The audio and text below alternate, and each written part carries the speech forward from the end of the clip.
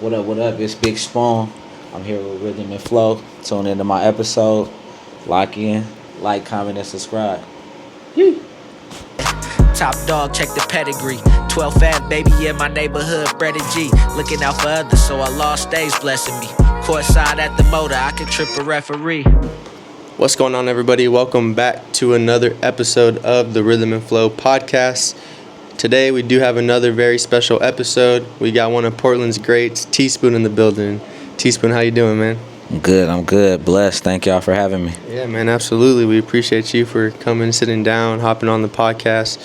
The way we kind of do this here is tell the people who you are, and let's start with talking about your story. You know, how we want to know how you got into music, but like from the roots, like the early days.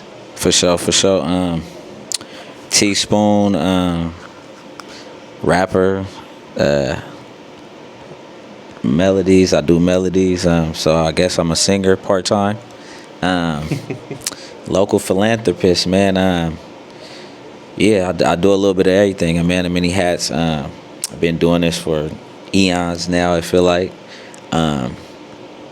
Yeah, I'm from Portland, born and raised.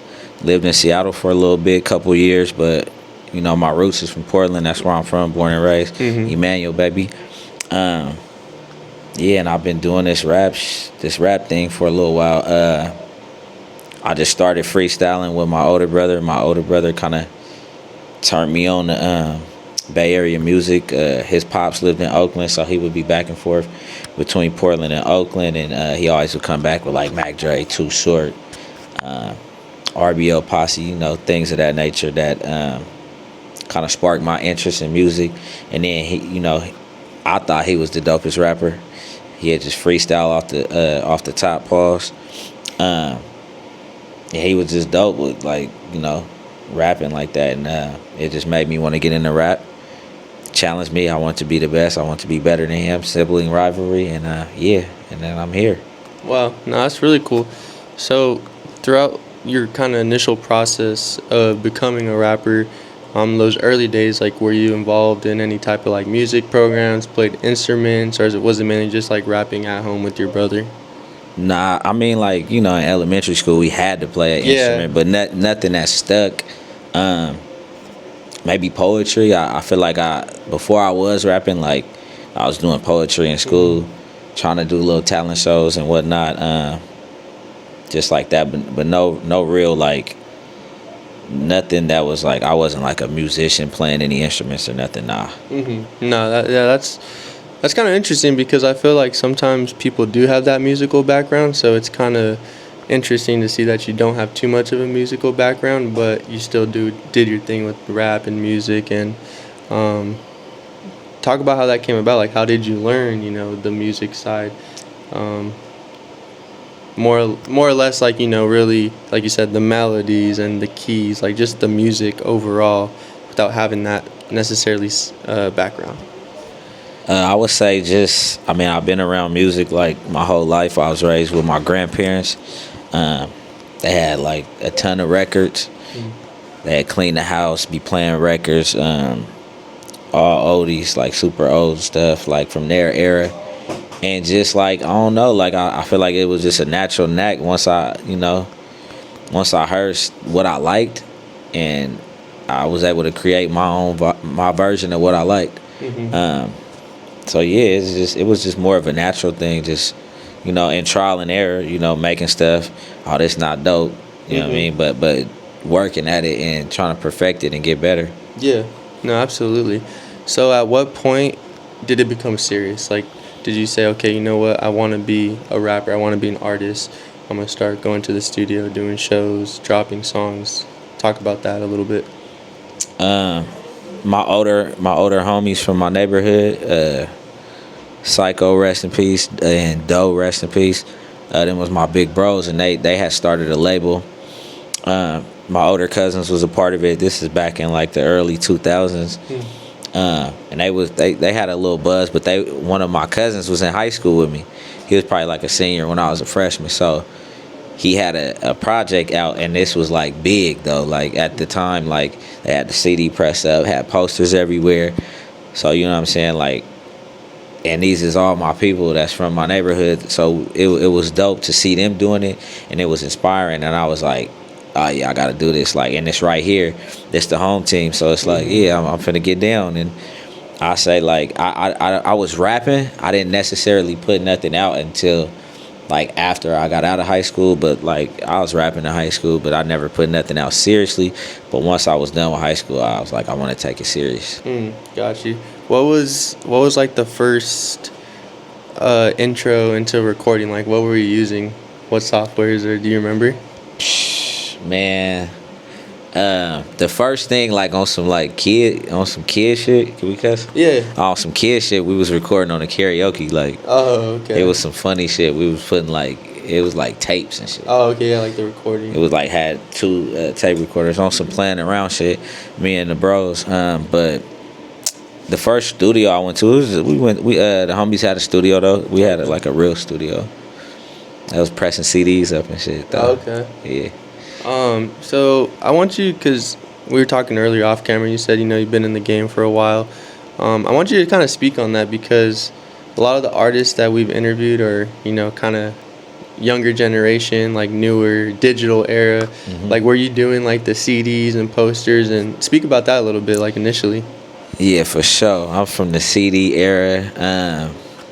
It's just different. I mean, I've been through a lot of eras of this music thing, and I'm definitely from the CD. Like, I had CDs pressed up with like that folded out that had like my name in it, the tracks. Like, I had thank you, shout outs to people, and it was dope. But you really had to be outside, like for real. Yeah, like, pushing it, like you had to be outside. You had to be doing posters, doing shows, handing out CDs.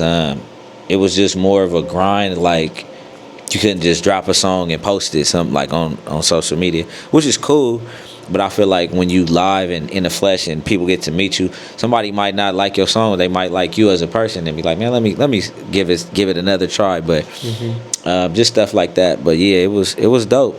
It was dope. I mean, both eras are dope for different reasons. They both have pros and cons. But yeah, I'm definitely from the CD era for sure. No, that's cool. It's funny because literally earlier today I'd seen someone post about it, and it was an artist, and he was talking about living through the different eras of like the CD, posters in person versus now it's like the digital streams, content, right? For sure, the content. So maybe speak a little bit about that. Like, how have you transitioned going from like that era to now the digital age? Like, what does content for you look like? What is streaming like? Talk about that.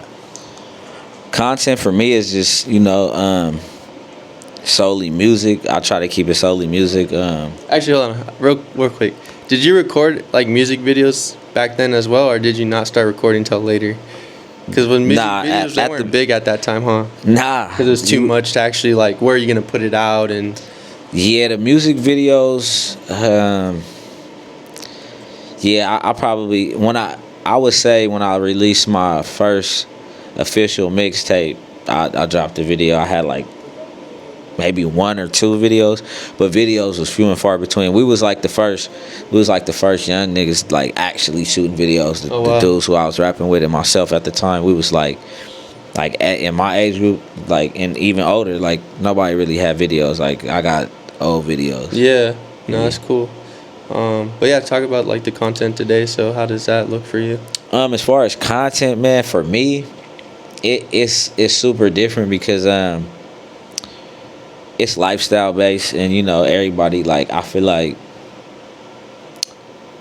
some of my life that I got kids now, so I'm in a different space as far as like what do I want people to see, what do I want to put out there as far as day-to-day content, and for me, I try to keep it solely music based. What I'm doing as far as like videos, the process of me recording, just stuff like that. I'm not like clubbing a whole bunch, and I'm not doing like that. So it could be considered to some people boring if you're not doing that. So I don't film all that stuff, but I try to keep it solely music. And I mean, you got to change with the time. I have to do content, to stay relevant. So I mean, I'm still on it, but I just try to do it in a way that works best for me, and that's just keeping it solely focused on the music. Yeah, no, that's cool, and I think I see a lot of artists that do that as well. You know, the lifestyle content, because it's important. People, they resonate with your music, but then they also want to see like who you are as a person, connect to you as a person, outside of, you know, just them admiring you as an artist or looking up to you as an artist. They want to know who you are as a person, right? So Facts. that type of content's important. I want to go back a little bit too. So speak if you remember about like some of your first performances. If you remember like your first ever performance, talk about that. Like I said, I did talent shows in school and stuff. I mean, I count all that because like you got to build up like, you know, courage and your stage your stage presence. Excuse me. You got to have your stage presence. So I can remember back in middle school like doing stuff with my boys and they forgetting their raps, but I know my rap and I'm like hot because we didn't get to perform because one of my boys forgot his rap. But at the time, that's when I was like, yeah, I take this a little more serious than most people because I'm ready. But like serious shows, I think we did like we did the Roseland, we did tours in like Eugene, all the little like, you know, the Chitlin circuit basically around this joint, like all the little joints. Eugene, I've done performed in Seattle, Salem, just pretty much up and down, you know, our area, the Northwest area for sure. Oh, nice. Have you had like any opportunities to touch like different states? California, but nah, nothing crazy though. Okay. What would you say, I mean, if you can remember, what's like some of their favorite cities here in the PNW to perform in, besides Portland, because that's I was hometown? gonna say Portland is lit. Seattle was lit when I was doing joints out there. Seattle was lit. We did a random ass show in like Bremerton, Washington. We had to go across like a janky bridge. It was popping there, but back in I had went on this tour and we went to like Ashland and like we was like in Bend and it was weird, but it was lit though because it was like it was small but it was packed and they was just turned up. They was fucking with us though. I feel like a lot of artists tend to overlook those like smaller cities in the middle of nowhere. Yeah. Because you gotta think about it. These people have nothing to do. So if they hear like, oh, so and so's doing a concert or an event, the whole town's gonna be there because they have nothing else going on. And they was turned too. They was fucking with us like heavy. Yeah. So yeah, shout out them. That's cool. So how would you say over time your outlook on performance, like, did it change at all? Like, I guess what the better question I'm trying to ask is, like, you know, when you first did your talent shows versus, you know, you're doing like the Rose and bigger venues, like, did you feel the same stepping on stage or was it different, you know, as you went more in through your career, like nerves, anxiety, or you just kind of felt the same throughout? Nah, I mean, you know, with time you get more comfortable for sure. But the goal was just always to go out there and kill it and make sure people have a good time. So I think like just getting more comfortable and with myself and learning each time is a learning curve. How do I control the crowd more? How do I project better? How do I perform better just as a whole? And you get better. Like the more you do it, it's, you know, the more you do it, the better you become, and like staying consistent with it. Yeah, you're just it's dope. It's a good experience. It's like it's damn near like a high because like when people is like reacting positively to your music, that's the point. Like, you know what I'm saying? Like your music is touching people. So I think that's dope. And yeah, I've always had the same approach. Go kill it. Go shut it down. No, yeah, I agree with you. I mean, I DJ and I've had the opportunity to touch some big stages, and that feeling like when you're on stage, got the crowd vibing with you, you're controlling the crowd, like you really just have to experience it to see for yourself and what it feels like in that environment. It's crazy. For sure, I agree. Have you had any like crazy experiences with the shows or events? Like some crazy shit happened, you did some crazy shit? Nah. I mean, I'm sure, but man, I've done a lot of shows and And like over the last couple years, I slowed down on it. So but just typical show shit, you know. Fights. For sure, fights. For sure, you're right on. It was like a shooting at one of my shows. Like we did a shit. Too Short jump off. Back in the day, we did a show with Too Short, and yeah, it was wild. That probably was like the most unfortunate, but it was like, yeah, it's pretty kind of crazy. Yeah. Yeah. Yeah, that's people be getting wild. So, you just said you took a step back, or not step back, but you haven't been doing as much performances, right? Mm-hmm. So like, let's kind of fast forward. So, what are you up to now these days? Like, you're still dropping music. What For sure. What are you up to these days? Yeah, I'm consistent. I'm gonna drop at least 1 to 2 projects every year, bare minimum 1. I try to do 2 projects, sometimes more. Just life be life, and man, I do have 4 kids now, so you feel me? Just trying to be present with my kids as much as I can, and still have time for my passion. I just gotta balance it, and sometimes things just work out. Like I'm gonna choose my kids first, but that's probably the main reason. And then business. I got other business endeavors I'm doing that kind of take away from the time that's a little more lucrative as far as like what the money coming in. I got 4 mouths to feed, so I gotta make sure everything intact. But I still try to find time and balance it out, and at least give people music. You know what I'm saying? No, that's awesome. I'm curious. So, and the reason I'm asking this question is because me and my partner here, we love this shit. We love the music. We love the entertainment, but we don't do it full time. Like we have normal 9 to 5 jobs. So, was rapping like your full time career at one point, or did you always kind of do it on the side, have other endeavors, or what did that look like for you throughout your career? Yeah, I always had like some type of hustle or some type of way of trying to get to some money, and I always invested in myself. So that was like, I was I guess you could say I was full-time rapping, but I always had to invest in myself. I ain't never been signed to nobody, everything but independent off the muscle. So I just had to get to it and invest in myself. But I would say,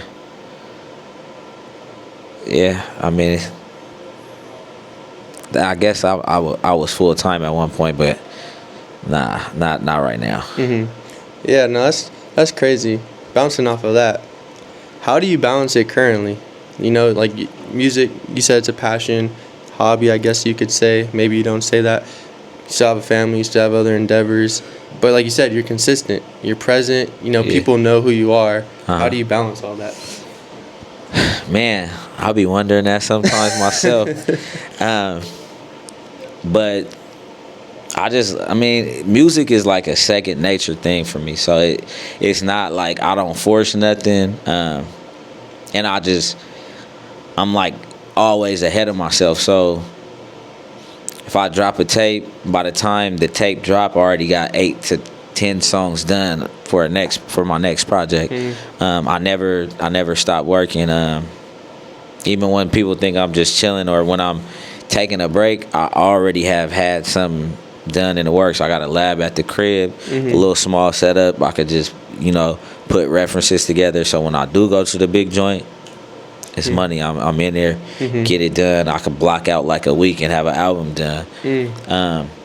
Or I could just, even when I go write or in studio or punch in the studio, like I just, it's second nature at this point.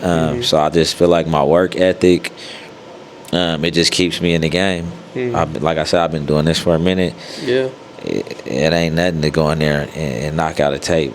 Yeah. No, and even looking from the outside in, not knowing too much of like what you do behind the scenes, like you can tell that you have great work ethic because you wouldn't be as consistent as you are with the family, other things, For so sure.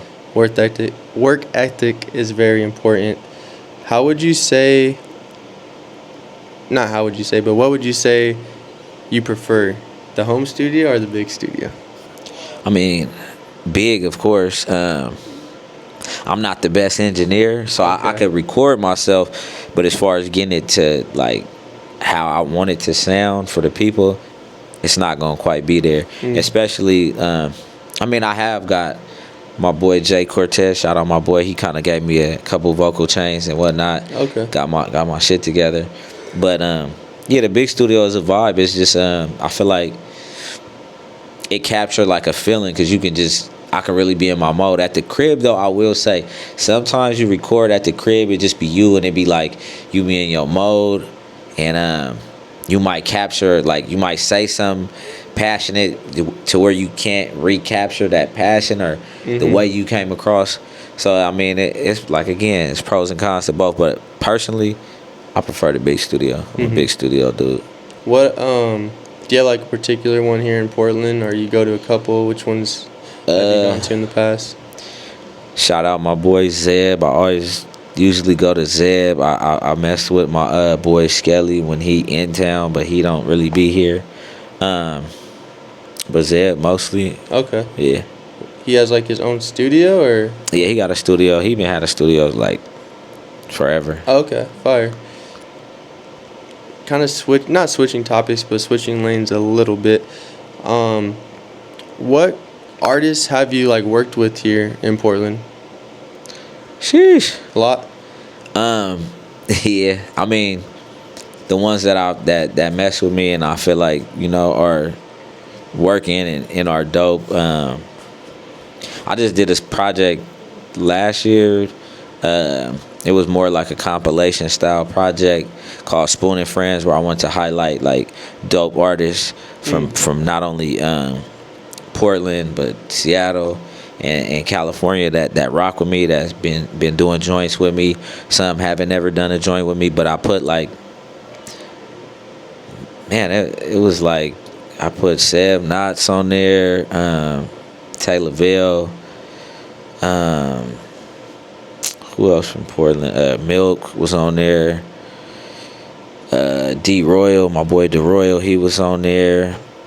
But yeah, that's just like my bro Jimmy Cash, my young homie Melly. That's like 7 Portland cats right there. But yeah. I've been working. Oh yeah, Peso. Shout out Peso LL. That's my dog. All these cats is like working and dropping a lot, and they actually dope. I had Wynne on there. That was big. Oh yeah. I got Wynne on there too. I don't know how I forgot to say her, but yeah, she hopped on the joint for me. She showed love. Yeah, I'll be working with a lot of Portland artists for sure. The ones that's working. Yeah. And staying consistent and taking it serious. Mm-hmm. No, that's awesome that you're giving people that platform too, because when you collab on a song with someone, it's not only them, it's also you, right? So it's like it's mutually beneficial. Yeah. A song with Wynne, that's pretty big. Have you done any like other bigger artists like that? Like not even from Portland, just in general. Oh yeah, like, my feature catalog is it big? Crazy. What are some drop? I've listened to a little bit of music, but I haven't gone like too deep. Like, what are some of the bigger names you've? I mean, I did a joint with Famous Dex. Oh, for real? Yeah, I shot the video in New York. Me and Keith Canvas, my bro Keith. Oh wow. We pulled up on Dex in New York. That was, I mean, he was really big at that time. I did a joint with, I don't know who, like it depend on big to who, but I did a song with Blue Bucks, Blue Bucks Clan. I did a song with Bean Over Dough. Wow. Big Sad. I did a song with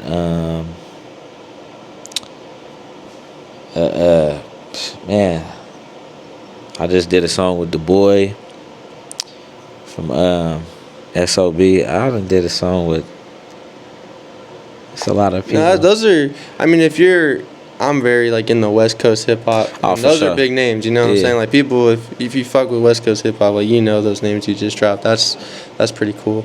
Yeah, I did a song with Sue, I Am Sue. Did a song with Problem back in when they was popping like that. Yeah. Bro, it's a lot of people. No, that's cool. Is there a particular artist, whether it's like locally or on that bigger scale, that you done multiple tracks with or that you really enjoy collaborating and making music with? I did a song with Benny the Butcher too. Oh wow. Forgot about that. Yeah. Back when, my thing is this, like I got my ear to the streets, not only locally but just like I'm a music connoisseur, and so like when people be dope, like people be like, how you get a song with such and such, but I usually I catch them on the rise, Yeah. and we work before they blow up, and then it just happened when my song might come out, they be big, and so yeah, it'd be dope, like to kind of discover. I won't say discover people, but like be hip to people before the masses are. But an artist that I've worked with that I would like to continue to work with, my boy Milk is dope. I feel like we always make some pretty hard songs. Who else? I just did a joint with this dude Trey 23. He hard. I feel like we got a pretty good chemistry. A song like the joints we do come out pretty dope. My boy. He's from Cali, right, Trey? Yeah. Most. I mean, I feel like I kind of got. I mean, I'm West Coast, so I would say like. I feel like my sound is like on some West Coast shit. So yeah, that's majority of the artists who I rock with is like gonna probably be from the West Coast. Yeah, no, for sure. And I've like I said, I've listened to your catalog a little bit, and like when you said, I didn't know you had features with like Blue Bucks, Bino, Big Sad, but it's like that's the vibe that I get from you anyway. So it does, sure. It makes sense that you got some features and songs with those artists. Yeah. So yeah, I mean, everybody who I work with, I feel like I got like a pretty solid relationship with, and I respect them and fuck with them musically. So like, yeah, I would fuck with pretty much everybody I work with or have worked with again. Is there any local artists here, Portland, let's just say maybe Pacific Northwest, Seattle, down to Eugene, that is on your radar that you maybe want to do a song with, whether they're up and coming or they've been in the scene for a while?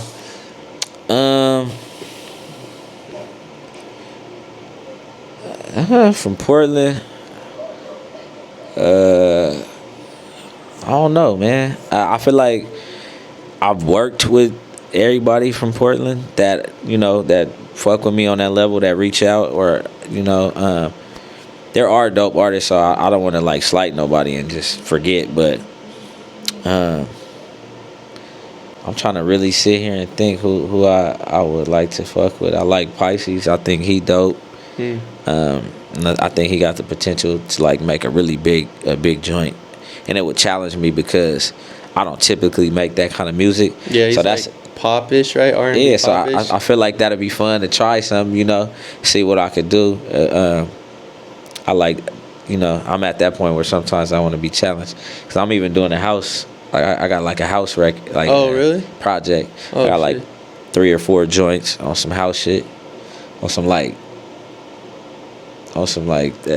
Calvin Harris type. On some like my type of shit. Like I'm talking some, it's gonna be a little different, but it's fire though. I think it's dope. And just house music from my perspective. So I'm gonna be rapping a little bit of melodies and shit, but I think it'll be dope. Yeah, especially out here in the Pacific Northwest, because that type of music, house, it'll go crazy. It's big. It's it'll big go crazy. in there, so it's like you're feeding the audience what they want. We trying to get a bag. No, for sure. I mean, trying to get a motherfucking you gotta bag, know your baby. audience.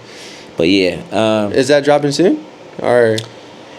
That's gonna be. I'm a slow cook this one. It's gonna be in the slow cooker because I want it to be. I want it to be fire. I would like to get a meaning on that shit. Oh, okay. Cause I see what he been doing, and have you worked with him yet, or? Nah, Not yet. I ain't work with bruh. You guys ever cross paths, or not really? Yeah, we didn't bump. I mean, it's Portland, so for sure. Yeah. But as far as working, we ain't never like nothing like that. But I think on this house project, that shit'll go crazy. Yeah, I can see that. That shit'll go crazy. I can see that for sure. But yeah, who else, man? I'm really trying to think. Whoever just down to work and they serious, hey, get at me. It's all love. I show local artists love, and hopefully they show it back. I share my platform. I try to bring artists up and post them. Oh, my young cousin Rambo, he dope too. That's my little cousin. Oh, for real? Yeah. I just He hard. He hard. That's crazy. I literally someone reposted or something, but Yeah, that's my little cousin. yeah. So yeah, I was checking him out. I fuck with his new shit too. So yeah, but like I said, whoever's serious and trying to work, get at me. It's love. No, absolutely. What would you say for Teaspoon is your definition of success? And have you reached it yet? To consistently, are you music success or just success in I would general? say success in life. Oh, success in life is, financial stability and being able to take care of your loved ones and yourself, and do what you want when you want, how you want. Which unfortunately is financial stability. Being able to take care of your peoples and actually, but not only financially, time though. Being able to like be with your loved ones, family, friends, close people around you, and take care of them, not only financially but with time and love, real genuine love, for sure. No, I agree, because a lot of people get it misconstrued sometimes. Yes, money is very important. Like people say money doesn't buy happiness, but I think it does. Like you're not going to be very happy, barely making ends meet every time. If you're financially stable, like you said, when you have that stability, it gives you that time to spend with your loved ones, and that's where the Absolutely. real, I don't know how to describe it, but that's where it fulfills you. Spending time with your family, loved ones, that time. Absolutely. But in order to get that time, you need the financial stability. You need Gotta have the bag, both go baby. hand in hand. But you can't just be chasing the bag and then not spend quality time, because then it's like, yeah, you can have all, it's like finding that balance, because there's people that are very rich, but they're miserable because they don't have a good family or foundation, and they never see their loved ones, or they don't have those people in their circle where they can spend quality time with. And then you become a rich weirdo. Because you got all the money, but you don't got nobody to spend it with, or you don't have no, you've separated yourself and isolated yourself. So you need that balance and that grounding. You need your peoples, you need your team, you need your loved ones. So yeah, just being able to spread the love and take care of my people financially is success for me. No, that's a great definition. So what about for music? What does success look like for you in music? For me, success with music is just me touching the people, pause, with this music that like, you know what I mean? I make a certain kind of music and I want people to feel it, and I want to be, if I could live off music comfortably, that's success. I don't necessarily have to be a superstar. I'm cool with a currency type career. You know what I'm saying? Yeah. And not to, and no slight on him saying he's not a superstar, because in his own right, but I'm cool with the underground grind and like I said, as long as the bag is right and I can take care of my people's doing what I love, I won. No, I agree. A lot of people fail to realize there is artists out there that are making six figures that you would even consider like big or whatnot. They're lame, but they're making six figures doing what most people want, and they're doing what they love, being an artist. Yeah, they may not be big, but they're comfortable. You know what I'm saying? That's what it's about too, and they got real fan bases too. Like, yeah, you know what I'm saying? Yeah, because you don't get that type of money by not having a real fan base or loyal supports. You really got to have people bought into your music, your career, absolutely, and what you're putting out. Facts. No, I think that's really great definitions for life, music. What is like the next couple months looking like for you? Any projects dropping? Any shows? Like let's just say 2025, because what does that look like for Teaspoon? So for sure, new music. I got a series called Big Spoon, the Big Spoon series, which has been kind of pivotal in my career. Big Spoon Volume 1 and Volume 2. Classic West Coast West Coast vibes, you know what I mean? Just talking my talk, you know, dropping my gems, giving up this lingo and representing this Northeast shit. I got 10 joints. Maybe I might. It's getting mixed and mastered right now. Just shot the cover, doing promo videos for it. That's gonna have the summer in the chokehold, I feel like, for me. Then I gotta. So that'll be Big Spoon Volume 3. That should be dropping late May, early June. Then I gotta, I'm gonna try to drop this R&G project. It's my version of R&B. I got my boy Nonstop. He's like a platinum producer. He's from Portland too. Oh wow. Yeah, he's pretty big. I got like, I'm gonna do a small EP. I ain't gonna do too much singing, but I'll give him like 4 or 5 joints. Okay. That'll be like closer to fall. And then I don't know how I want to do this, but I got like a solo, kind of just like me rapping, like just long verses.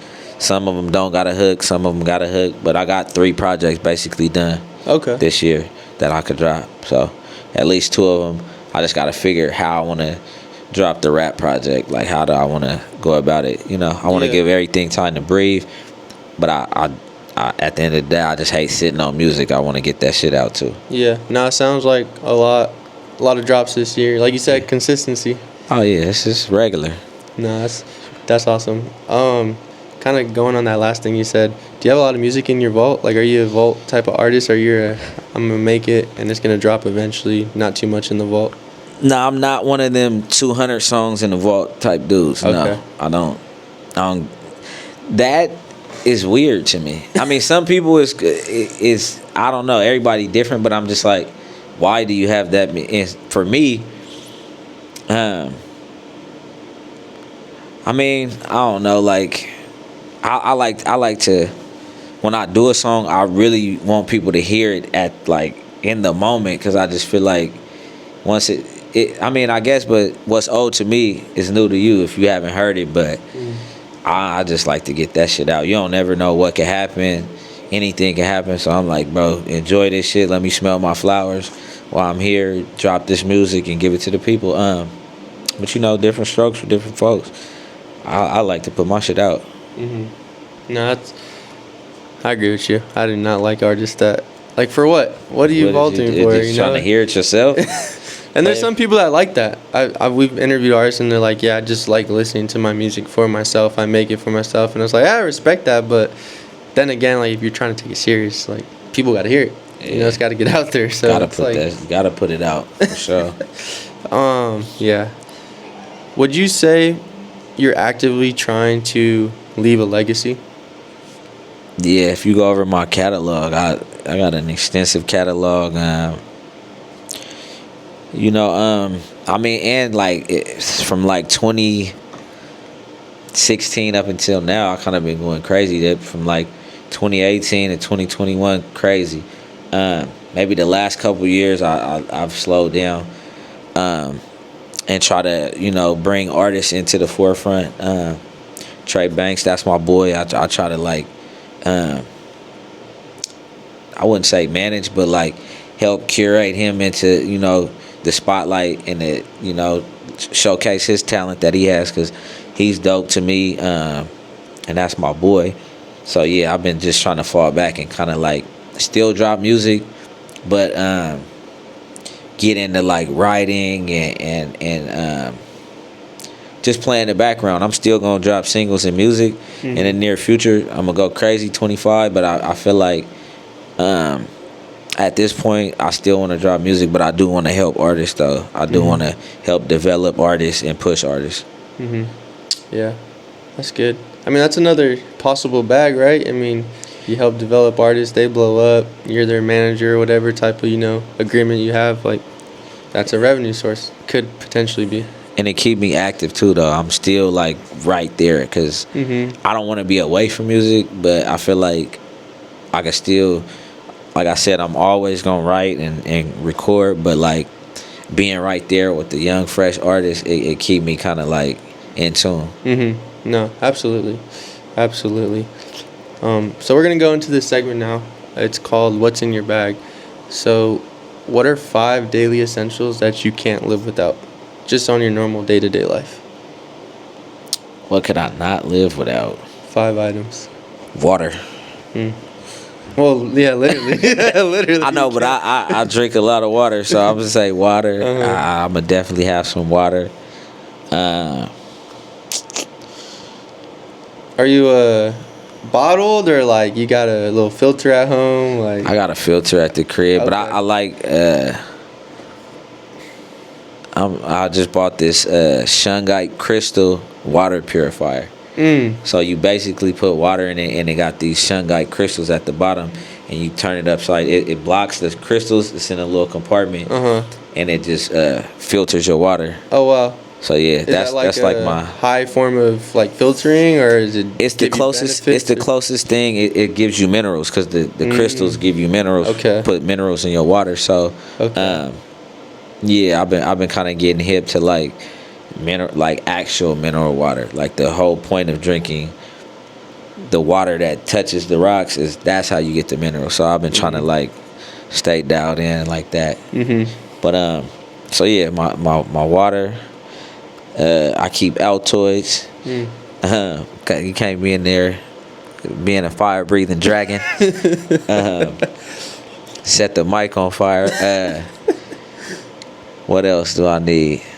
I carry, so I'm a concealed carrier. Oh, okay. So I'm gonna go, I'm gonna go hold Never really on without it. protect myself. Make sure you protected. My phone for sure. And then either my polka dots or my Mr. Mushy mushroom bars. Okay. Yeah, Fire. Solid 5. yeah. Let's switch it up now. So what about when you're recording? 5 essentials, whether it's in the big studio or at home, like 5 things you need when you're recording a song. A beat, Okay. a slap. Man, I don't need much, man. Hold on, let me pause on that because we didn't talk about that. Beats. You have producers, YouTube. How are you going about that these days? Every way. Okay. For the most part, when I do stuff, I try to lock in with like a producer. When I was doing joints, I was rocking with my boy Fizzle. I was like, all right, I'm gonna do a tape with Fizzle. We're gonna do 6-7 songs. My boy Coast, I did 6-7 songs with him. I did a project with Nonstop Prior, did like 6 songs with him. I try to lock in fully. I just did a project with Armani DePaul. These is all people like, some people is homies. My boy Stu Solomon. I get beats from him. He fire Portland. Trying to get Canyon, get some beats from him. He hard to I get. think he's about to be here right now, actually. It's hard to get beats from that dude. You gotta talk to him. He's gonna be here. But yeah, I just reach out to people. Instagram and social media just has made it a lot more easy and convenient to just reach out to people and figure out whatever business and lock in and get the projects done. No, absolutely. So But yeah, beats. I try to. Yeah, I mean, but I've also did YouTube beats. I mean, it's like, yeah, I feel like YouTube is. There's some gems on there. It be hard, but it's some gems for sure. You gotta. You gotta go through them. Yeah, a couple of pages down. For sure. But yeah, so beats is one. What else for the daily essentials? Beats Or when I'm recording. studio. I mean, I used to would have like some type of alcoholic beverage, but I kind of been chilling lately. I ain't really been sipping like that, and I used to sip juice, lean. I used to sip heavy, but I've been on the health kick, so I ain't really been. I'm good with water, bro. Just water. I'm in there sober as a gopher, and it's lit. Nice. Just a good beat. Yeah, a little inspiration, and I mean, that's all I need. You don't got no like go-to snacks or equipment or. I don't really be eating in there. I don't really like to eat at the lab like that. I mean, I'll be in there working. I'm just straight. You just need a solid beat and some water, and you're cooking fire. I'm cooking. It's good. Like I said, I did used to sip though. I used to have to be in there like I needed me a little something just to kind of. Yeah. But I'm just in such a like good little space right now. It's smooth. I'll get in there and it's nothing. Mhm. You feel me? I don't need nothing. I'm just juiced up, powered up off life. Yeah. No, Feel me? that's good. That actually brings up a question I was gonna ask you earlier.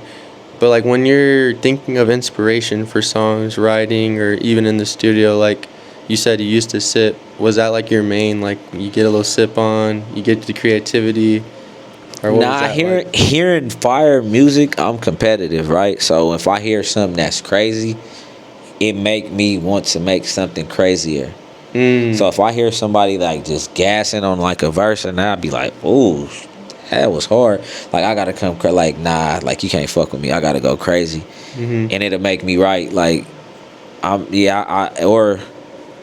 or like a moment like shit'll be going on in my life, and then I'll be like, man, I gotta write about this, and because it's just, like I said, when if it's something I'm going through or it's close to me, someone close to me going through it, it's easy to write about it. Like it just flows because it's natural. But yeah, just that's how I draw inspiration from, like hearing fire shit or life experiences. Have you ever rap cap? You know what that is? Yeah, I know what rap cap is. You ever done that before? Maybe like on some kid shit, like you know, rapping about some shit when you a kid, like. But nah, I don't, but even then, like, whatever I said I was having, I end up having. I don't like, cause I don't really go crazy. I don't be like saying no super exaggerated raps. I just, you know what I mean. All my shit is pretty like, you know what I mean. It's me. Yeah. Like if I rapping about some shit, like you see me and be like, oh yeah, okay, Spoon, yeah, you pulled up with that. You the shit I'm saying, people could vouch. It's like I don't be really, you know. I mean, yeah, nah, I don't really got no reason. Yeah. I don't. Niggas that capping they raps cap day to day. That's like, you know what I mean. It's like, yo, that's your MO. So Yeah. I feel like if you capping in raps, you capping in life. And I don't really be on that. Yeah. No, that's good. Have you ever been in a situation where just something went wrong musically, and I'm referring to like a bad studio session, a bad feature, a bad interaction with the artist in music that you want to speak about? You don't have to say the name, but like I'm thinking of like crazy stuff that happened. You're like, damn. Just on some. This dude did a verse for me, and he sent me the verse, but I was like, hey bro, send me the stem so we can mix it. And he never sent the shit, and it kind of like it was like a situation, and he like he kind of a bigger artist, and he be like, you know what I mean, he a street dude, and I done went to his city and he done came here, but it was like, feel me, like it was a problem. Like we was kind of tripping, and there's a mutual party who kind of like try to like squash it, but I was just like, it's the principle, like, yeah, if we doing business, you know, come correct. You feel me? Like I don't play with nobody. Whatever business, whatever you ask of me, I'ma do. So what I ask of you, I expect the same thing. And it was just like, that was some little BS, but nah, nothing crazy. But outside of that, most people I work with is solid. Like I try to have a solid understanding before we even do anything. Yeah. And, you know, like, try to vibe out with people so they see like, oh, he respectable, solid, reputable, and you know, they keep it like that with me, because I'm gonna give respect so people give it back usually. Yeah. But, you know, you got some people that be on bullshit and they want to make you, you know, you got to meet bullshit with bullshit. Yeah, absolutely. I feel like it's far too common in music sometimes too. Bullshit. You just Would you gotta. agree? For sure, but that's why I be saying, like, you gotta, people got bad energy off the You bat. can see it though. Yeah, you know, like you really can. You just gotta, you know, stay away from that shit. Yeah, no, that's good. Let's kind of segue into this then. So advice, you know, speaking of being involved with bad business stuff, like what advice do you have, let's say for, you know, a kid from Portland, Pacific Northwest, they're just starting in their music career, like what are some pointers, some advice you would give them?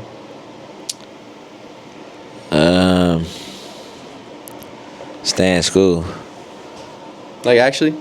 Nah, I'm just unless you. I mean, this shit is not for the faint of heart, bro. It is not like I think everyone got this misconception and think they know. Like when I talk to most young artists, it be funny because they be trying to tell me stuff, and I be listening and I be like, I was already there, bro, and I get it.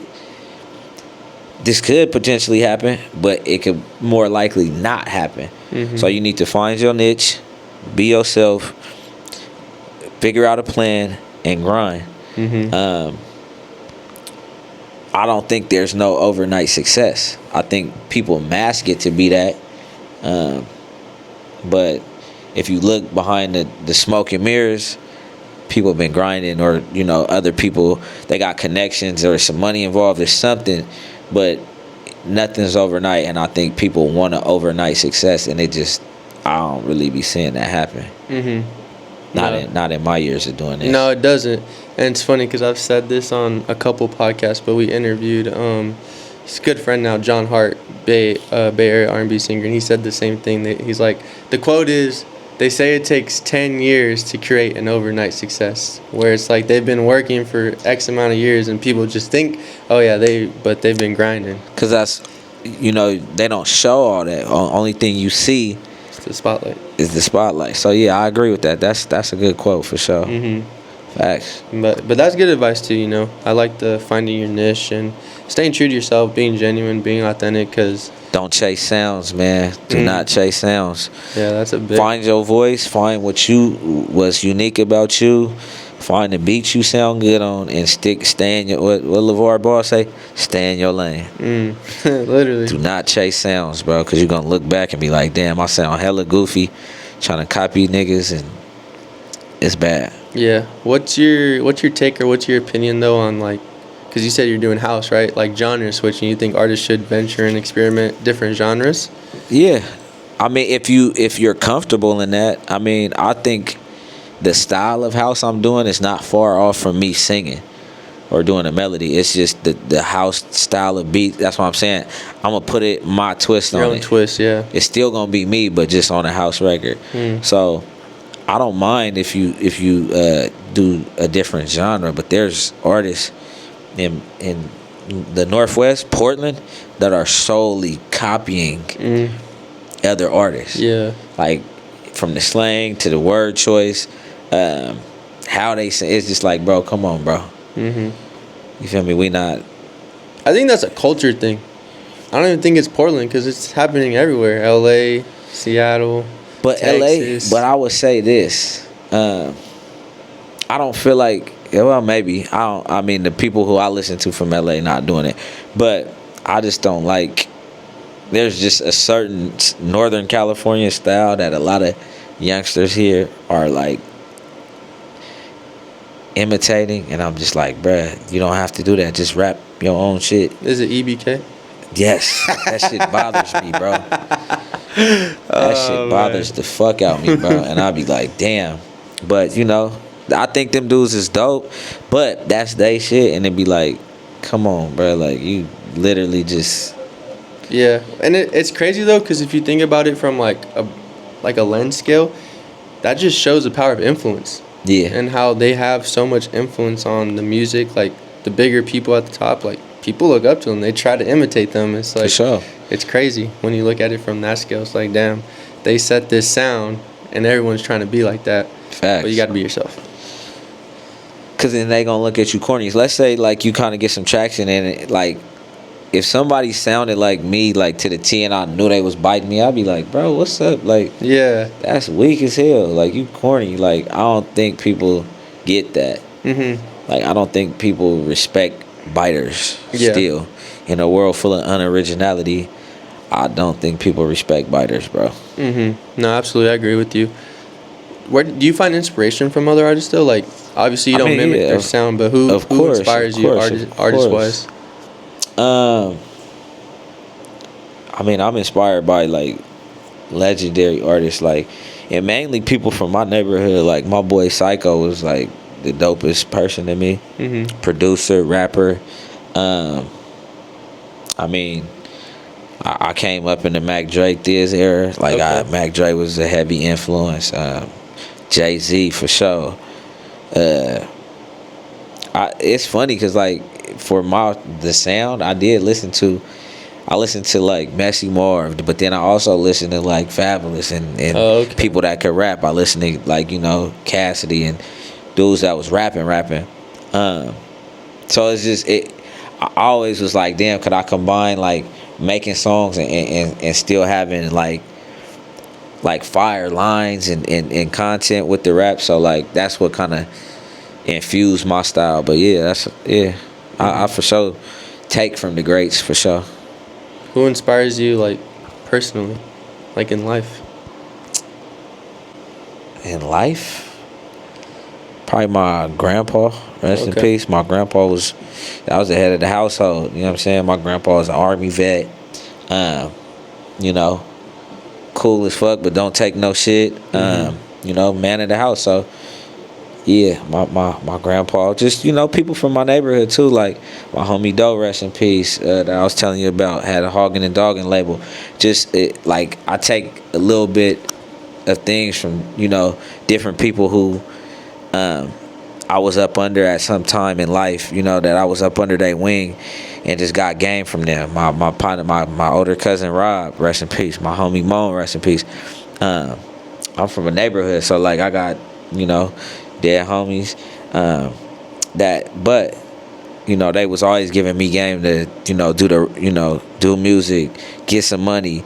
They instilled morals and principles and values in me. So like I just take a little bit of all this, and that's what made me, and that's who influenced me in life for sure. No, that's awesome, man. That's really awesome.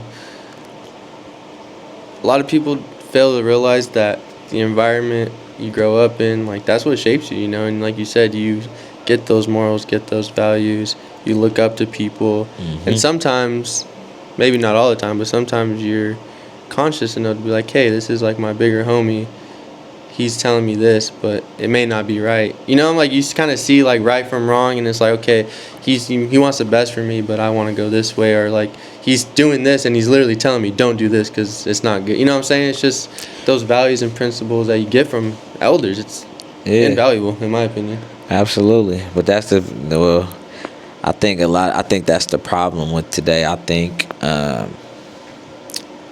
there's not enough people, passing on knowledge because there's not enough listeners.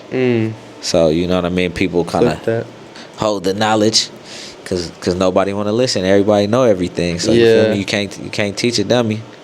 True. Yeah, and it's like the generations, I think just technology, a lot's changing. A lot's changing. I'm sure you're seeing it too. Absolutely, yeah. But yeah, man, I mean, I think I'm running out of questions. Is there anything like last minute shout outs or anything you want to plug before we wrap up? The Real Teaspoon on everything, therealteaspoon.com. I think my site is under construction, but we'll be back up. We'll have some merch.